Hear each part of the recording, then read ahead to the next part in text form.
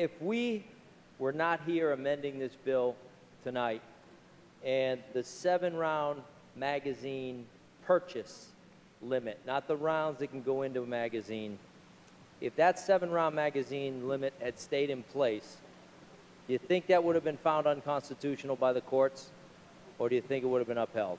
No, I don't think it would. I think it would have been upheld. You think that would have been upheld? Yes. Okay. It's an honest answer. I don't think it would have. We disagree on that, but that's okay.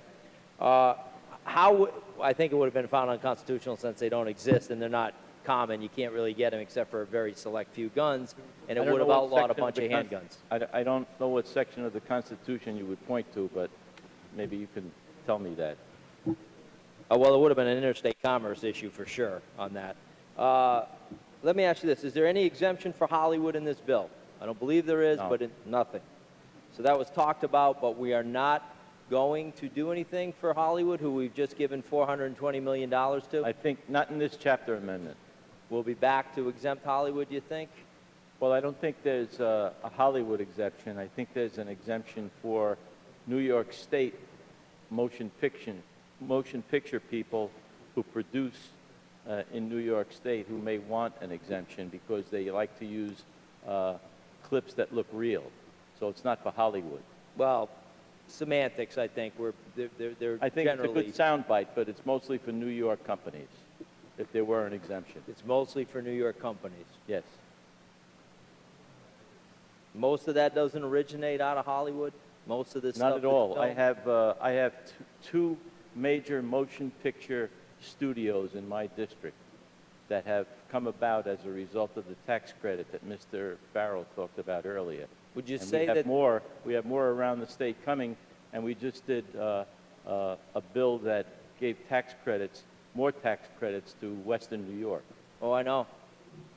At the same time, we cut benefits for OPWDD, but the fact of the matter is that it's an economic stimulus to our state to have these industries in New York State rather than Hollywood. I don't deny that, but then you could argue that we should give them even more money and solve all of our problems if they generate so much. Yeah. Do you think those motion picture companies, do you think they glorify violence, Joe, with the use of those weapons?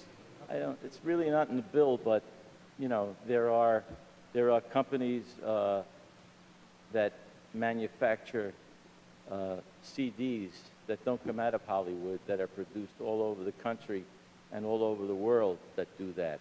So I wouldn't say that Hollywood specifically glorifies violence. I would say it's more glorified in the Grand Theft Auto and all of the discs that you can buy, especially kids can buy.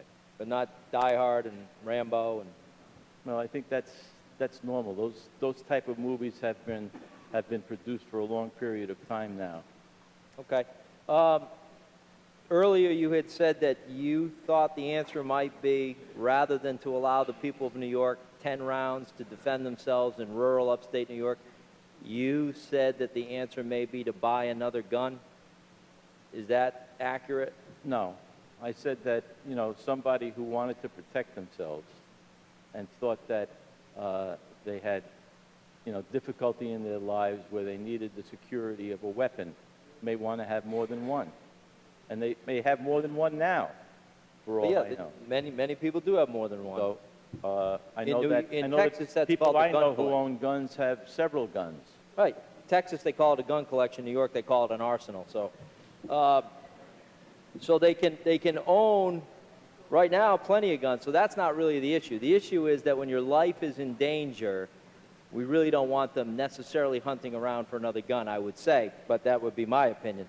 All right, Joe, thank you. I appreciate the indulgence. Thank you. Mr. Speaker, on the bill. On the bill, Mr. McLaughlin. Thank you, sir. Obviously, I think everyone in the state knows how I feel about this act. I think it's unconstitutional. I think it'll be found so in the courts. Currently, there are 62 counties in New York State, and over 50 of them, in an unprecedented move, have stood up and publicly opposed this bill. I don't recall in my entire time in New York that ever happening. There's a reason there is a happening out here. People are standing up, pushing back. over 100 towns. The VA says they will not comply. Sheriff's associations, the Association of Counties are standing up and pushing back all over the state, north of Westchester.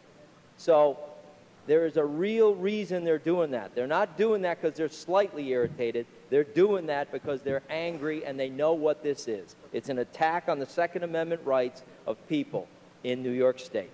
And here's the message that I want to get out there, just so that everybody in the state hears it once again. The message that this legislature and this administration is sending to the people of New York that live in very rural areas is good luck. You can only load 7 if you're actually going to obey this idiotic law. Load 7 and wait for the cops. If you don't do that, you are a criminal in the defense of your family. And again, I say, as I said it before, how dare this legislature do that to the people of New York State. 10 rounds was plenty low enough. This was arbitrary. It was designed to eliminate a bunch of handguns, and if that wasn't on purpose, that was certainly going to be the impact of what went on here. So we made a grave mistake by rushing this thing through to the floor on the second day of session. The Senate did it on day 1. No need to do a message of necessity, and now the people of New York are paying the price for us rushing this through. Thank you.